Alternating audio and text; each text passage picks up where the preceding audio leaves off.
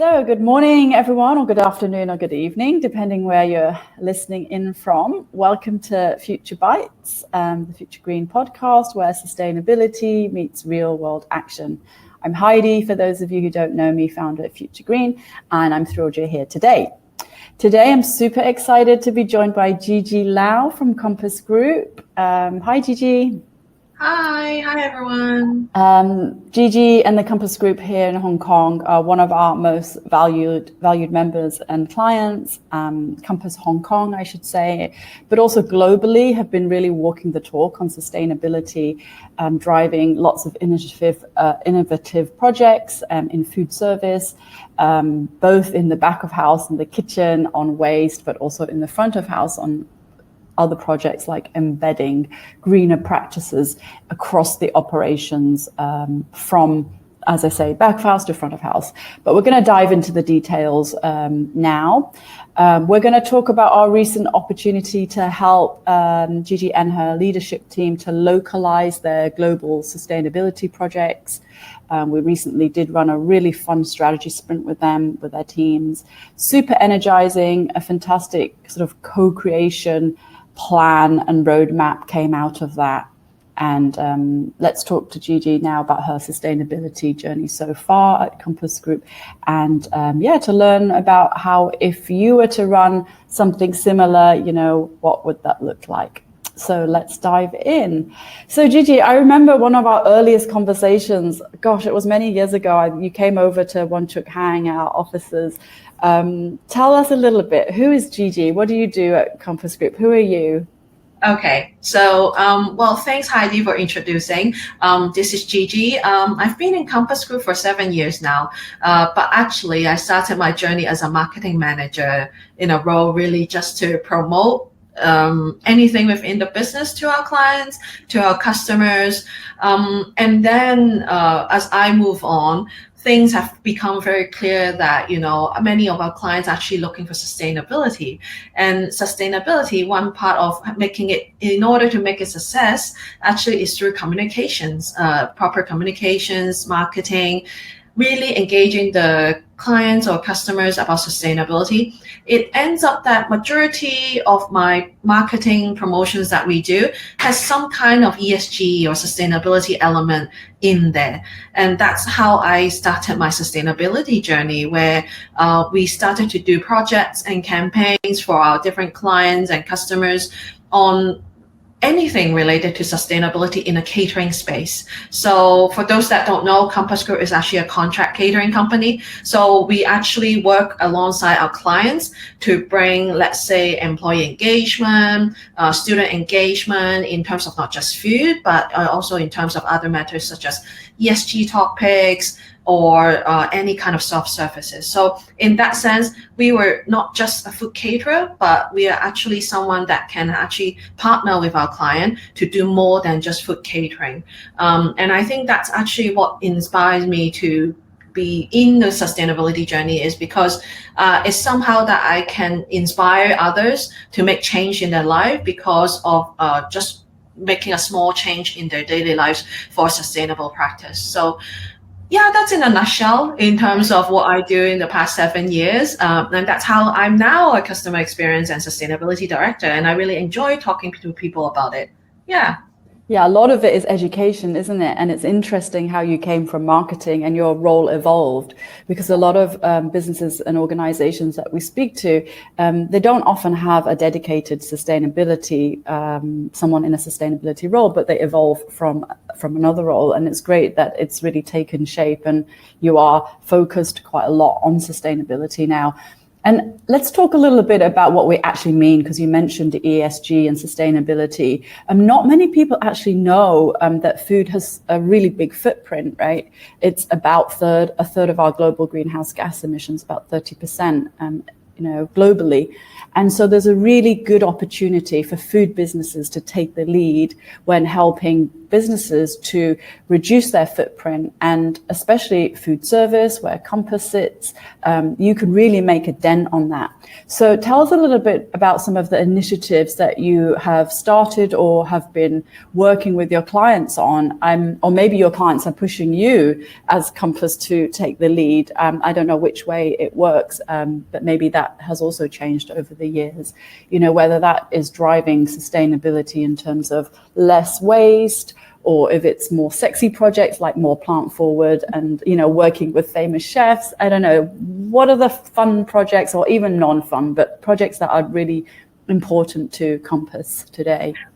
I think I probably should start from the very first big one that I was involved with, was really to help one of our biggest bank clients to launch their Bring Your Own Mug or Bring Your Own Container campaign, where they actually purchased 30,000, reusable containers for their staff, just so that they help encourage them to really bring their own container without using disposables during their lunch services. I mean, throughout the years, to be honest, in Compass local Hong Kong team, we were actually quite driven by client initiatives to begin with, because we do work with quite some big multinational corporation where they do have a very concrete ESG plan in place in terms of how they want to drive their green journey, right? But then I think more and more so, as we start the journey, we start to try to sync it to the whole company, where it's not just that one big bank client that's doing it, but actually all of our accounts is doing it. So for example, things like really Bring Your Own Mug campaign, Bring Your Own Container campaign. I believe I was told when I just joined Compass, we were the first contract catering company to launch No Straw campaign. That was like 8 years ago. So I was told we were the first one to just say no straw in our operation. And to be honest, I don't know if that's true, but I mean, I'm happy and fascinated by that initiative, because we do run around 80 accounts across Hong Kong. That's a huge impact in a sense, the number of people and number of customers that we're influencing. And also, I think I really enjoy working with third-party charity in terms of food waste reduction. So we do work with like FoodLink, Feeding Hong Kong, just to, try to reduce our food waste as much as possible. Sometimes as a food contract caterer, we probably cannot really measure our production as accurately as we want, or predict as accurately as we want, because it really differs by client. Like all of a sudden, maybe the client had 50 or 100 people not coming to the office because of some events and we weren't aware of it, then we will create extra food surplus. But then, I mean, it's always good to be working with charities like these, just so that we can give out the food surplus that's safe to eat back to the community. So, and I really enjoy working with them because it's not just transactional. We also do a lot of engagement with them. We run food drive activities with them at our client location. We actually got our own office staff to do a food run with one of their organization before. So I think it's all these engagement that I really enjoy. And I think it quite impact other people's mind thinking in terms of food waste, that it's not just something we should just throw away into the landfill. There's actually a lot of ways that we can upcycle, recycle, or just not throw it in the landfill. I think a lot of it is just how meaningful it is. Once you dig into it, you will realize that actually there's a lot you can do. It's not just about, you need to make up 1 hour of your time every day. No, it's actually probably just 10 seconds of the time to think about before throwing things away that you're probably not aware of. So yeah, I think these two campaigns, I would say, would really something that I would remember, remember as like the start of my sustainability journey.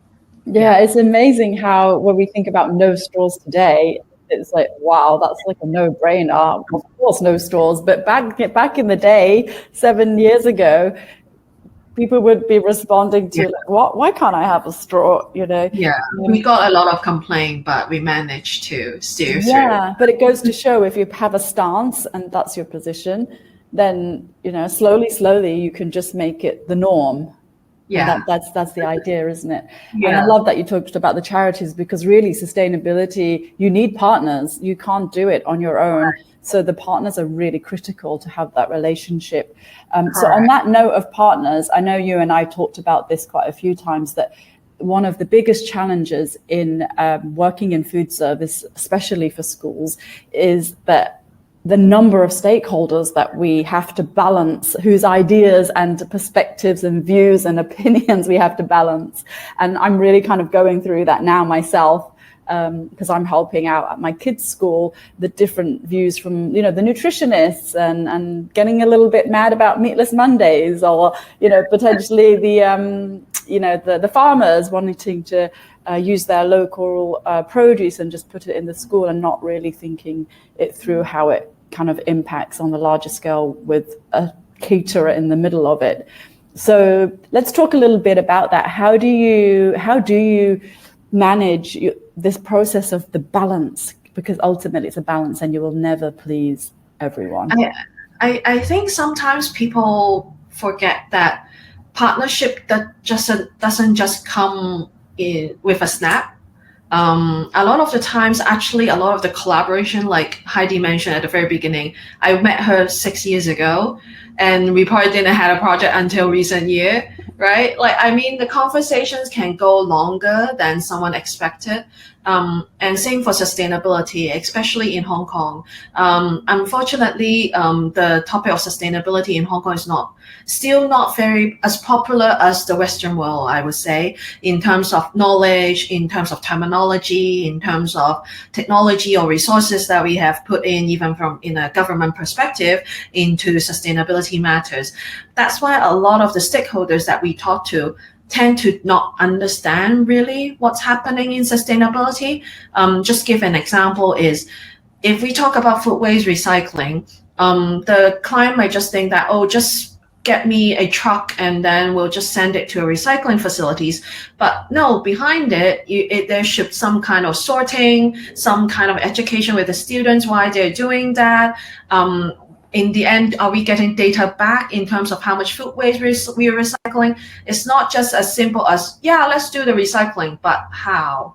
So I think that is the difficult part right now, like Heidi said, because there's just so many stakeholders that we need to go through. And unfortunately, as a contract food service caterer, sometimes our point of contact is also not the person that's in charge of sustainability within the organization or the school. So they tend to pay less attention to it until maybe their boss or their head of school or their CEO says you must do this. That's really the unfortunate things right now, I think, because everyone's just not aligned or prioritizing sustainability into their business when there's so much misunderstanding around sustainability. First thing I think me and Heidi talks about a lot is, first thing people think about sustainability is cost, is pricing, is trouble, is work, is extra manpower, everything like that. But it's not. There's other ways that you can do it with probably minimal investment, but it's just people are not willing to explore that field because they are probably not interested in it. Their education profile or background did not involve sustainability, hence why they just want to throw it to someone else to handle it for them. But in reality, you can't really just throw it at someone else to handle it. You still need to do something internally within your organizations or school to make a movement happen. Otherwise, as a contractor like us, we're really just a third party vendor. We're just here to do our job and provide options and alternatives. But it's really that partnership that matters and driving the movement internally for the client as well. That's usually how I would talk to the client, saying, can we talk to your sustainability team? Can we talk to your sustainability lead? Or can we talk to whoever that's doing the facilities management so that we can at least understand what's the trouble or what's the challenge? Sometimes it's just probably one small obstacles that they didn't know how to resolve, and then it was pushed back. But eventually it's probably something that can be fixable, but no one ever talked about it. So to me, partnership really matters, because otherwise I'll be putting a lot of time and effort and just not convincing the right person or getting the right person to move with us. I hear your pain. I hear your pain. You really hit the nail on the head when you said you've got to measure, because without being able to measure your impact, it's really hard to then go and get more resources, isn't it? And talk to the CEO and show the impact that you're having, and not just say, oh, we'll just do a recycling project. As you say, and so much of it is about relationships. Like you've just said, you really have to build those relationships over the years and try to convince people that they can trust you. You're going to help them resolve this challenge as best as you can, and that you have their back. And you also mentioned alignment around the projects and prioritizing projects. So that brings me nicely into a project we ran with you recently, which was our famous sustainability strategy sprint. And we took your leadership team off for 2 days, and you trusted in us, and we ran you through a very structured process. In the end, we landed on a roadmap.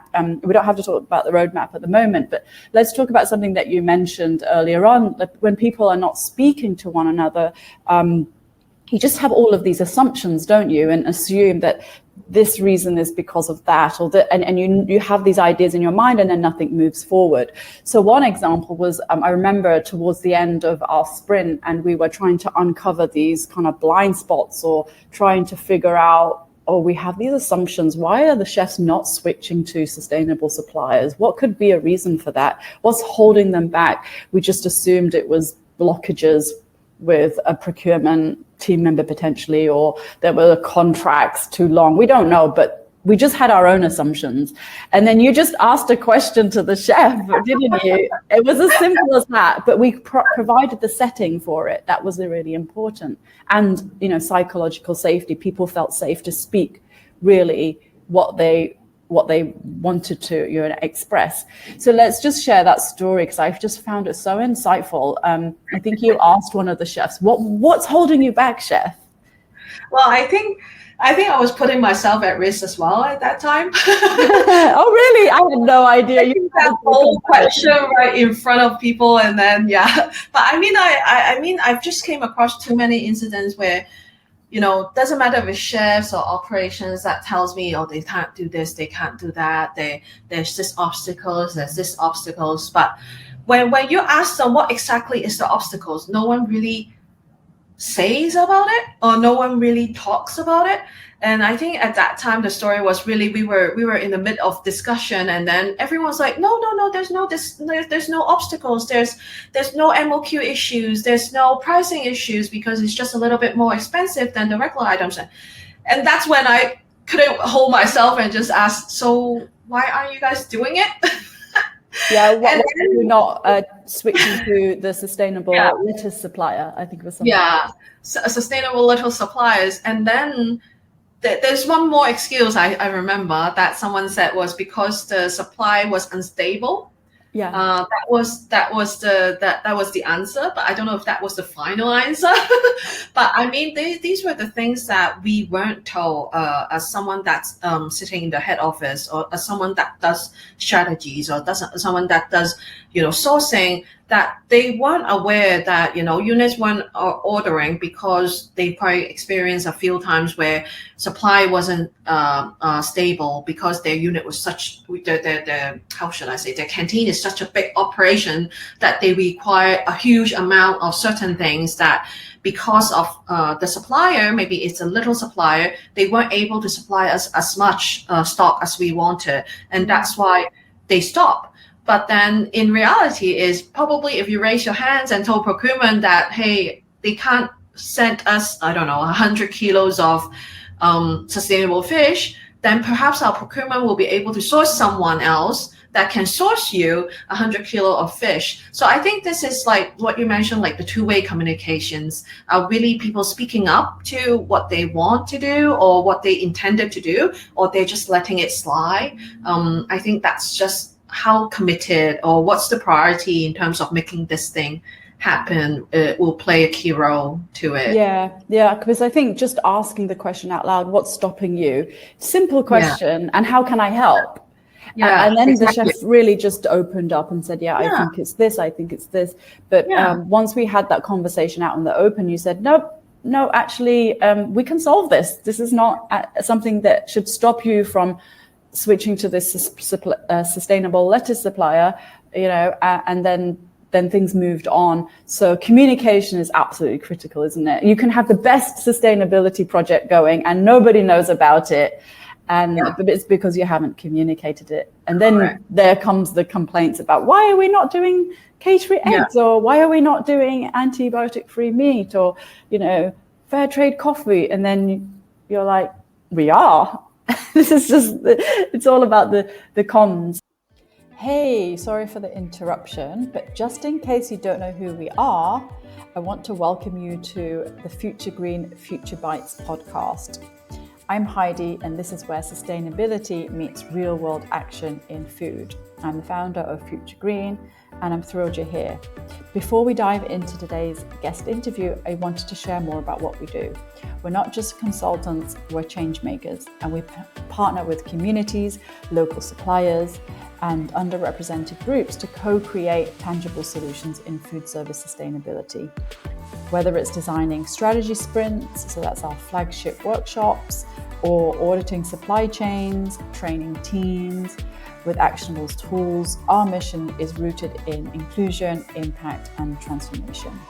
And so in this series of Future Bites, we bring those stories to life. We are sitting down with inspiring leaders from our community, like our past meetup speakers or local chefs, sustainability trainers, and social innovators, to unpack their journeys, their challenges, and ideas for a greener food future. So whether you're looking to source seasonally, reduce food waste, or just bring more equity into the supply chain through a reimagining menus for climate, each episode promises hope, insight, and practical step forward.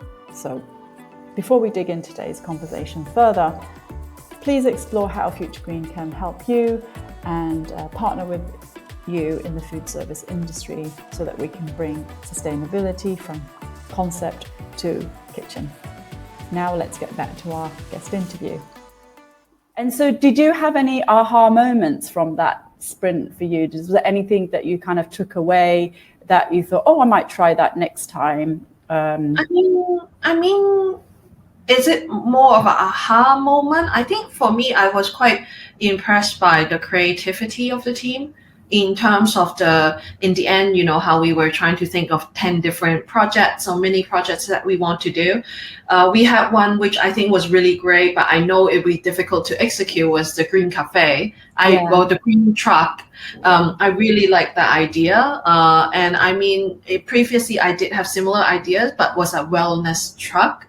So instead of, they kind of link together as well, wellness and green, but I'm having a green truck, meaning like probably I'm just selling plant-based coffee, only plant-based products, or only sustainable food that we're serving, and that will be quite an impactful facilities to be at a client site. I mean, I've always shared a story is that if we really want to drive plant-based dairy, we should just change all our coffee corners milk into plant-based milk as a base. If you look for dairy, like actual dairy milk, you need to pay addition. So the reverse psychology of paying extra for plant-based dairy, but instead you pay extra for the normal dairy. Let's see how that goes. Maybe actually when someone actually tastes the plant-based dairy, it's not as horrible as they thought when they haven't even, tried it before. So I really like that, where you need to make it in their face. Yes, kind of. It's the default. The default is the one that you want, the more sustainable one. Yeah, this is the only one that you can go for, and this is the only cafe that you can go to during work. And that might create an impact. But, things like that is very hard to get an approval from our existing clients in reality, because they do also want to make a balance. And unfortunately, plant-based dairy is still not a popular ingredient or a popular item on the high street where many people likes to consume it, unless you have lactose intolerance.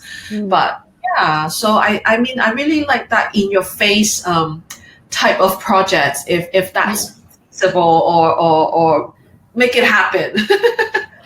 You really touched on an important point there. Behavior science, nudging and defaults is really used a lot in research when switching to sustainable diets. So things like, and we talked about it in our training, didn't we, where if you keep the lids on desserts, people will less likely have the dessert. Or if you put the veggies at the beginning of the buffet, they will fill up their plate first because they're really hungry. So these kind of little nudges and defaults are a really great way to help people shift to more sustainable eating without, wagging the finger and telling them off. Kind of thing. I mean, a lot of people, their behavior is driven by their perception of something. So that's why I do struggle a lot in terms of the catering space, is the removing plastic and then having to turn everything into paper disposables or paper cups, paper lids, because that means a lot of our grab and go products is already, needs to be changed into something that's not transparent. And when there's not something transparent, then our customers are not going to buy it because they assume that something in there is not right. But then in reality, there's still fresh fruits, there's still fresh yogurt. It's just that now they're in a paper cup instead of in a plastic cup. So I think a lot of it is perception and misunderstanding on why the change. Why we're making the change. I mean, one classic example I had recently is we take out all the plastic water bottles. Like we were selling water bottles, bottle of water in plastic, those containers, and then we took them out and then we changed it to canned water. Because the recycling facilities are better in Hong Kong for that. Recycling facility is better in Hong Kong, and you can, compress it and then saves more space when you're doing recycling and so on, right? But then the first thing we hear back from the students is that there's no more lids for the canned water. It's not convenient for their use. They're more comfortable with the plastic bottle because it has a lid. They can reseal it and then drink it later, whereas a can, they need to finish the whole can before they can move somewhere else. So it's just a lot of those consumer, perception or how they were used to, or the behavior treating some kind of elements in their daily life that causing, these holdbacks when we're trying to launch, any sustainability initiatives. So right now what we're doing is we're trying to source canned bottled water, but with lid. So we're trying. We're trying. But it really goes to show that before you run any major project, the user experience is so important. So important to have, some kind of design sprint or something where you are able to observe and watch what is the customer actually doing, because you're changing their pattern, aren't you? You're interrupting their pattern and their usual behavior.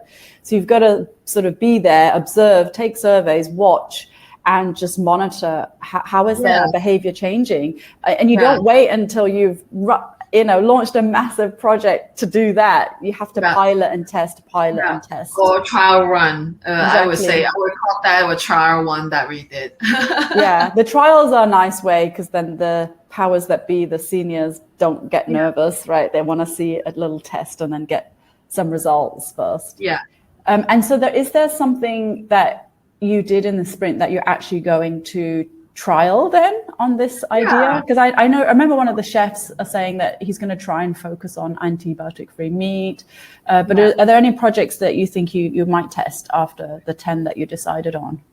Well, definitely the two that we mentioned previously. One was on the food waste management, that we are going to build some strategies around having a closed circular way of getting our food waste into the recycling facilities, and then how we are getting, compost, or actually having, biogas or whatever. We were fueling the city by sending our food waste to the recycling facility. That's ongoing. We've started that journey. But also the Future 50 food that we talk about, how we are incorporating Future 50 food into our menu. I know I know there's quite a few of our competitors out there doing that already as well. But I think Tom, our culinary director, actually has a different approach. He's chosen 25 out of the 50. That's right. Yeah. You can have Compass 25. Yeah, Compass 25. And the reason that he did that is not because we want a name on it. It's just because that out of those 50 ingredients, they're really just roughly 20 to 25 that's really easily applicable to a catering space where we do mass feeding. So sometimes things like I don't know, pick a ingredient from Future 50. Like teff or quinoa. Yeah, they might be a bit difficult for us to use in terms of mass feeding because of the way that we need to cook them, or we need to prepare them, or it's just sourcing. So that's why he specifically picked just 25, so that our chefs don't get confused or don't get, extra excited for some new ingredients that they need to use that we don't know how they will be using it. So I think that's a good start, at least, just to get the name out there that, there are diverse ingredients out there that you can use or as alternatives with our daily use ingredients that can give the world a better environmental impact. So I think these two I'm quite excited for. And obviously one of the projects that I'm very excited or looking forward to one day in the future is, of course, working with the farmers, getting some educational program engagement happening, or where there's actually a Compass farm that's happening that's owned by Compass. I mean, wow, great. Recently, I've been speaking to quite a few farmers. We can get some land in the north of Hong Kong. It's just a matter of who should we be partnering with? Like you said, right? Partnering for me is very important, and I can't do it ourselves, or Compass can't do alone. We must work with farmers. We must work with, educational partners, to drive that farm to make it a more. It's not just a farm. It's more of an education center. It's more of an engagement hub. Something that we can work with our clients with. So I think that's the kind of project that you would say is we need to do the research. We need to do the run. We need to, get some feedback with our clients to see if they're interested in it. Otherwise, our investment or time, resources put into it doesn't make any sense if it doesn't work in the end, or if we just have a farm. Yeah, it definitely requires a structured process, doesn't it? Making sure that you've ticked the boxes on the research, and also making sure that it's viable for the farmers too, that it's worth it for them, because food is, as we know, is such a small margin. But it's important to do it. And maybe we could get these farmers to grow the foods that are in the Future 50, because actually it's not very well known that certain grains, with climate change, that they grow well even when there's inconsistent rainfall, or dry weather. So there's quite a few grains in there that grow really well in unpredictable weather patterns. So I think, sharing this kind of information with clients is fascinating. It's great. Yeah, and I mean, in reality, Hong Kong, yes, we lack farms, but we have very passionate farmers out there that's trying to recultivate the farm, or regenerative farming in Hong Kong. It's just that no one knows about them, or lesser people are aware that they actually exist because of the scale. Hong Kong is just not a place with a lot of farms to begin with. Yeah, exactly. I remember in our unconference a couple of years ago, one of the professors, Katie Chick, I think her name was, and she talked about how food growing has dropped so much since the 50s, where we've passed our land over to real estate, which is more lucrative. And so, which is why 95% of our food is imported. Yeah, which can have its own challenges, as we saw in COVID. So maybe just thinking about the future now and looking ahead, do you think Compass can play a role in shaping how we serve food in a sustainable way? I know it takes a lot of players, but I wonder if Compass could be one of those leading lights, because your organization is big enough. You already have a very, very strong sustainability strategy globally. Yeah. I mean, definitely, because like in just Hong Kong alone, and talking about as a group, Compass Group Worldwide, Hong Kong is a very small country in our group map. But then even in Hong Kong, we are already serving around 40,000 to 50,000 meals per day. Wow, so that's lots. Yeah. So if you count that one transaction per person, that's like we're serving 40 to 50,000 people per day. I know it's still a little compared to the 7 million people that we have in Hong Kong, but then again, we are serving those that are quite impactful because we're serving in schools who they are the future ones in the society. We are serving big corporations where nowadays they are the ones that probably leading the market in terms of trends, in terms of, oh, hey, that bank is doing this, that investment bank is doing this, let's just follow them, right? And we are serving clients like those where we do hear some of our clients get competitive, and then they will start asking, hey, so what is that other kind that you're doing for sustainability? Oh, I need to follow them. Can we do that that's a very good conversation because and I think something that we can share from Compass to our other clients is that, hey, the other teams is doing that. Do you want to do this as well? A little bit of FOMO. Yeah, right. Like it doesn't need to be a public competition. It could be an internal, unlisted competition, but it kind of drives engagement in a way, but it's just not publicly spoken. That's the thing. And that's the nature of contract catering, right? We don't serve the public. We really are serving those that are just within that building or just within that school. So in a sense, we can create a bigger impact because some of them may come to our canteen every day. Some of them will see our staff every day. So in a sense, we have a lot of opportunity in terms of educating them, in terms of what sustainability looks like. I think I mentioned to Heidi before, 2 years ago, we launched the carbon labeling project, which were kind of a failure, I would say. And I would admit that because it's just that there wasn't much of a communications or education opportunity that was given from something that's, need to be launched very urgently or quickly, that in Hong Kong not much people are quite aware of what carbon labeling is. So it makes it even more difficult for us to, as a caterer, to teach people what is carbon labeling without having a bigger focus from maybe the client themselves or even from the government or from the society about what carbon labeling is. Yeah, so you touched on so many really interesting points there, and you always learn from failures though, and that's the best thing, right? Just to change your mindset and say, okay, it didn't work this time, but what have we learned from it? So next time when we do it, because I'm sure there'll be a next time when you'll have to run a project like that, make sure we just record what didn't go well, and then switch it around and turn it into an opportunity to really shine. But I also love that you are the connector, because you do work with so many global brands, and they're probably doing amazing sustainability projects, in San Francisco, where their headquarters are, with all these tech companies, or in London or in Paris, and hopefully they're translating over here in Hong Kong, and you're able then to execute them. But I love that you mentioned the carbon labeling, because it is brand new for Hong Kong. We tried to trial it a few years ago in restaurants, and it was taken in a very passive way, for sure, because unless you do actively do that piece of engaging them and maybe making it fun and doing quizzes and really getting them to think about what is the carbon footprint of food, why does it matter? Unless you actually take the effort to do that, then it's just going to be missed, and that's a shame. But I think the opportunities are coming where it is going to be spoken more about. So, but then you can say, well, we ran something like that a few years ago, and you're just doing iterations and improving. So it's not all lost.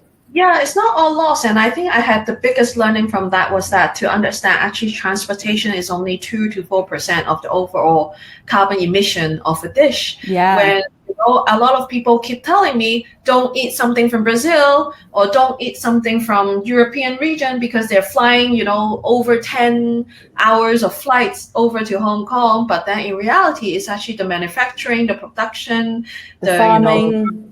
Farming, that's where the carbon emission comes from. I think that was the biggest, learning from me with that carbon labeling project. And I always, use this as an example to tell people, hey, stop telling me that you must eat local only. Yeah. But in reality, you should be just choosing what you eat carefully where it, during the manufacturing process, farming processes creates lesser carbon emission. Don't just look at transportation and then just ban the ingredients because it's coming from, I don't know, Norway or something like that. Yeah, I'm so glad that you highlighted that, because I see so many sustainability projects that are led on this quoting, oh, we must eat local, we must, even some NGOs in Hong Kong. And when you try to explain it, sometimes they don't really want to hear it either, because it's hard to change people's mindsets. But we will. We have data, we have science, and hopefully over time, it becomes mainstream and the norm that people understand this idea. Yeah. So just to wrap up then, that was such a good conversation. We touched on so many things. What do you think going forward? What are you looking forward to in terms of some projects that you might be running? From your roadmap? Or what are you excited about? Have you seen any projects that are happening in Hong Kong? Because I feel like it's growing, sustainability. I remember, for example, Rethink, when it was like in a smaller space at, the big conference, and now it's huge. I think for me, I would really, really want to see more food sustainability topics coming up in the future. I think, as a local Compass company, we join organizations like the Business Environment Council. We are part of Heidi's Future Greens membership. We try to be involved in a lot of food-related matters, but then I still feel that the society or the government is still not putting enough focus in terms of food sustainability. Yes, they're talking about food waste, recycling. They're talking about reduction on plastic, but food sustainability is still lacking, I think, that strive. Yeah. Because, for example, just today, I was telling Heidi that I just came off of a school talk, talking to some year 7 students on food waste. Actually, year 7, I would imagine they're around 10 or 11 years old, I think. They're all quite tall, so I can't tell what year they're. You're quite tall as well. Yeah, but they're like as tall as me. They're year 7. So, and then when I ask things such as, do you know what food waste is? Do you know what food link is? Do you know what is sustainable seafood? Do you know what is OPARC? Unfortunately, I still see a lot of blank faces. So that means like this is not a topic either the school puts a lot of heavy focus on, or even, like, which is true, the society is not really, talking about it. Yes, sustainability warriors would know about it. I had a girl that sit right in front of me. She knows how to answer every single question that I asked, but it was just her. Yeah, by herself. Yeah, it was all of the 180 students that I was talking to. Oh gosh, yeah, that's a shame. That's a real shame. So there's opportunity there, isn't there, to collaborate more with the schools? But I guess school, again, talking about balance, they may be focusing more on academics, math, science, biology, psychology. I don't know. Which is, sustainability is still not a course, because when I talk to the teacher in the school, they mentioned that sustainability is just in part of every topic. Like they will mention a little bit in science, they will mention a little bit in whichever, maybe cooking class, or they will mention like it's just environment. It's just an add-on. So I would actually, really love to see, talking more about food-related sustainability topics, just publicly. Yeah, it's just not prioritized, is it? Yeah, so that's why I really enjoy going to talks, because I know people are shy, they don't like to ask questions, but in some occasions I do get a lot of people just come up to me in the end and start asking questions, and then they'll be like, oh, I didn't know that, or that's great. So I think that's the part that I really enjoy personally, is the talking to people about it. But even though my background doesn't really come from a sustainability education background, but it's just you qualify, absolutely. And you also took our course as well, so your best like all these years of experience looking at the corporate space, and then getting involved in different councils and meetups, and this is what I feel like it's just people just don't know about food sustainability. That's amazing. And I remember at one of our talks, I think it was January last year, it was on biodiversity and plant forward. Yeah. You mentioned that it's it's easier to get the kids excited about this topic, whether it's waste or plant forward meals, than the adults. Because you work with both, don't you? You have your corporate clients and you have your students. So that for me was quite interesting that you made more headway with the students. Yeah, we do. Our students tend to be more interested in it as long as we make it fun. So that's why we also work with partners that brings engagement, like in board games, in gamification, so that, people just don't think of sustainability as just theory, it's just the boring stuff, it's just the data. No, it's actually not. It actually can be quite fun in a way that, maybe the coffee grounds that your parents, after their coffee, you can actually make it in a coffee ground scrub. And they were like, oh, okay, I didn't know that. Yeah. And it's just this little hints and tips that no one told them before, and it's really appealing to things that might change their life personally, isn't it? Because climate change, it's so much data, and it's just not, it doesn't feel like it's impacting on them, although the typhoons that have been happening in Hong Kong have been impacting on everyone. But it's like, for me, with the adults, I say, well, what if your favorite wine suddenly doubled in cost because production has dropped? And that one always gets their attention, Correct. So I think it's about making it personal, isn't it? Sustainability and how it's going to affect me personally, and then maybe start talking about the kind of bigger picture issues. Yeah, and we haven't even touched on nutrition yet, like how eating greener actually is better for your health, right? And I think that's part of us at contract catering. Why we play a key role is actually eating more green can get you more healthy in a sense, unless you do it differently. But we have to touch upon that, how health. And when someone just thinks that, if you're a vegetarian, you tend to be less healthy. I know there's this myth. Yeah. Oh gosh. So on Tuesday, when we have our meetup, which I think you signed up for, it's all about this. We've called it protein panic, because people really panic about. I even had one chef tell me this story about he tried to implement. Well, he did implement Meatless Mondays or Green Monday, and the staff were worried that they were going to faint or get weak because they didn't eat meat. And so it's really about education, like if you can combine like your rice and your beans, then you'll get. And of course, making it tasty also matters. Of course, we always should be focusing on taste anyway. How can we get tasty food that has a lower carbon impact, or any, like even water impact or whatever it is.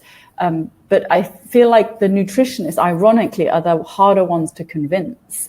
Because even like we do have in-house dietitians or nutritionists, I think their motto is that there needs to be a balanced diet, which I agree, which we all agree with. It's not. So actually, for me personally, I don't tell people to be vegetarian, obviously, first because I'm not a vegetarian myself. Same. But I agree on flexitarian, like maybe just take 1 day or 2 days out of your week and just eat something that's completely green. I mean, that's already helping yourself, helping the environment. And it's just these little steps that it's not saying that you must have zero meat. And similar to what we try to encourage in Compass is that the plant forward menu, where it's 30% meat protein and then 70% plant-based diet, then just that is encouraging a lesser consumption of meat, but higher consumption of vegetables. But you still get to eat meat. It's just not a huge portion of meat. That's all. Yeah, exactly. And talking of that, some of the restaurants, I remember when I was in the Netherlands, just, their mains were mainly plant-based, and you had to pay an extra if you wanted to have a little bit of meat on the side. So the meat was a side dish, which was quite a nice spin on things. The reverse psychology that I mentioned about plant-based dairy. Exactly. Yeah. So I think it's just changing mindsets, or ultimately also educating people, because I don't think people are aware of the impact that livestock is having, and that we are over-consuming on meat protein as a population. We don't need to be consuming this much meat. And so, but once the data's out there and the facts are out there, and if people are willing to try, then I think, we might be in a good direction. I mean, today I also mentioned to the students that, did you know that Hong Kong is the #1 consumption of meat per capita in the world? And they're like, oh my God. And then the Yeah. student, one little kid in front of me is like, I only eat meat. I'm like, you're part of that. Part of that #1 that we're in now. Yeah, people are quite surprised about this fact. Yeah. I was quite shocked. Yeah. I know Chinese people likes to eat meat, but I don't know Hong Kong that was like the #1 per capita. Yeah, we're such foodies, aren't we? Yeah, we are. We just love food, and there's no harm in that. It's just the choice of food. Yeah, and the alternatives, as you say, they need to be tasty and delicious. I think that's also key in this drive. And Hong Kong is a great place to be trying foods. I had recently a very good vegan meal that's Thai. It's Thai, completely Thai cuisine, but it's vegan. Yeah. So, and everything was tasty, and it's full house every day.